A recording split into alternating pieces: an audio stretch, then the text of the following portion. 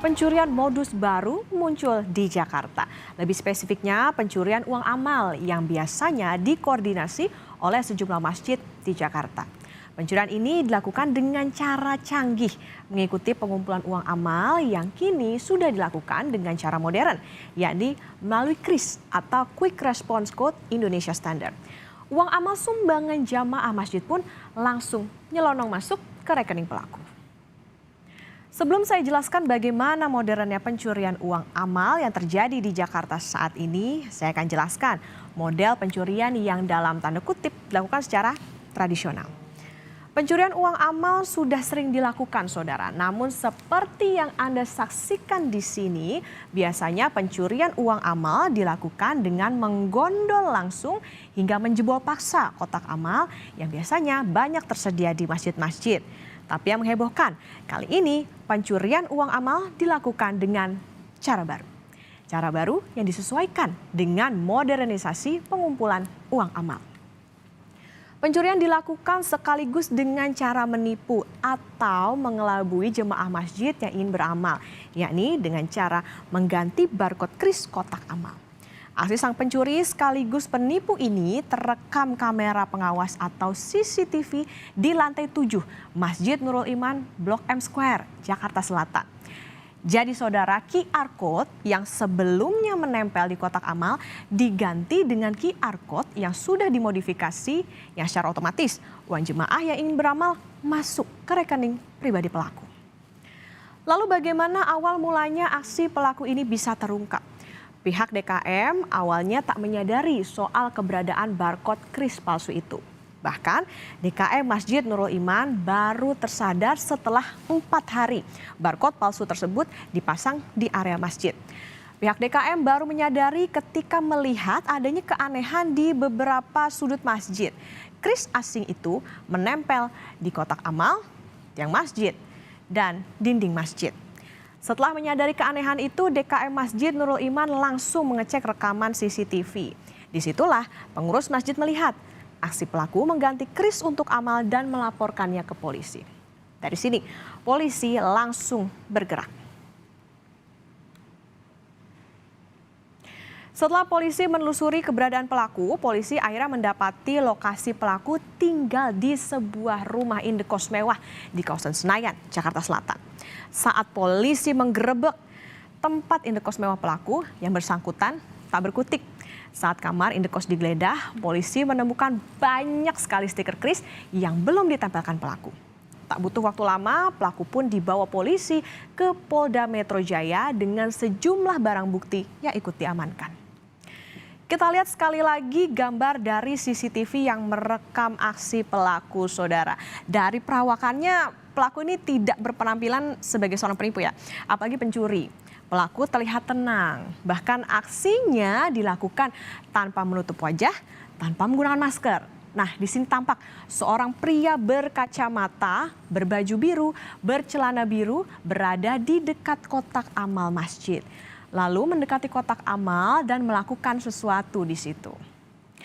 Polisi berhasil mengamankan sejumlah barang bukti berupa barcode kris yang dipakai tersangka bertuliskan restorasi masjid dari layanan perbankan Nobu Bank dan Link Aja. Kemudian ada juga satu ponsel. Saat pelaku dihadirkan di hadapan publik, polisi mengatakan pelaku dijerat dengan pasal-pasal yang ada di Undang-Undang ITE dan KUHP dengan ancaman hukuman di atas 5 tahun dan sanksi denda. Bersangkutan menempel QRIS miliknya seolah-olah QRIS tersebut milik masjid itu sendiri. Dengan cara ditiban atau ditempel di atasnya. Ya, jadi kalau ini ada QRIS masjid, kemudian yang bersangkutan menempel QRIS-nya itu di atas QRIS masjid yang sudah ada. Seperti itu. Kemudian ada juga yang ditempel di sampingnya, QRIS yang sudah ada. Atau menempel di tombok lain yang berbeda-beda dari QRIS yang sudah ada, atau menempel di tempat yang baru, yang belum ada QRIS-nya. Kemudian pada yang bersangkutan, sudah kita lakukan penyitaan selain QRIS yang belum ditempel, kemudian juga ada handphone yang bersangkutan gunakan untuk melakukan perbuatan melawan hukum yang seperti tadi kami sampaikan. Dan setelah penangkapan, polisi mengungkap detail profil pelaku.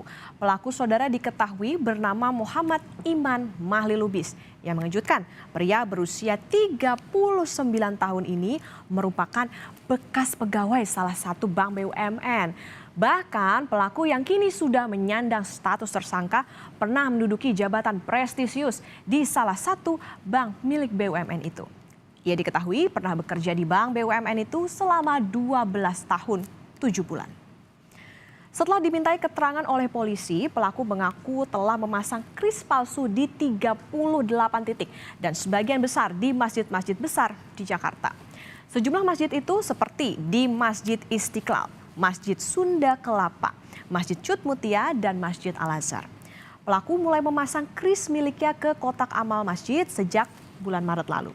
Selain itu, kris juga sudah sempat dipasang pelaku di sejumlah mal seperti Blok M Square, Pondok Indah Mall, dan Grand Indonesia.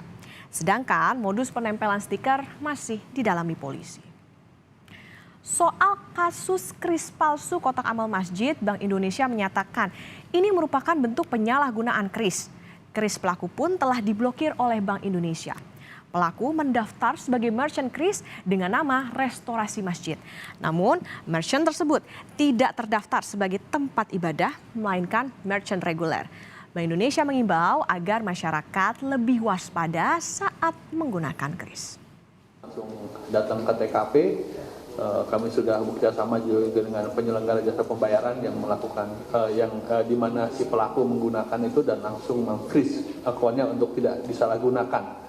Pada saat itu juga kami juga sudah melakukan komunikasi dengan PJP tentang modus ini supaya nanti tidak menyebar pada saat itu.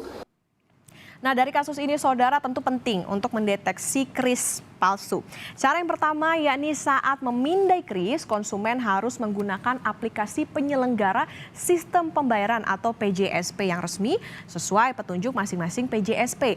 Misalnya di aplikasi mobile banking yang resmi. Kedua, setelah memindai kris, konsumen harus memeriksa bahwa nama merchant yang ditampilkan pada aplikasi pembayaran ini cocok dengan nama merchant yang ditampilkan di atas label kris. Yang ketiga, setelah pembayaran berhasil, cek notifikasi pembayaran.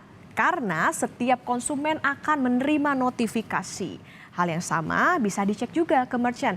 Sebab jika dana sudah masuk, merchant juga akan menerima notifikasi. Saudara, dari kasus ini konsumen harus membudayakan untuk menggunakan pembayaran QR dan memverifikasi keakuratan tiap kali melakukan pembayaran. Jangan sampai transfer uang justru masuk ke rekening pihak-pihak yang tidak bertanggung jawab.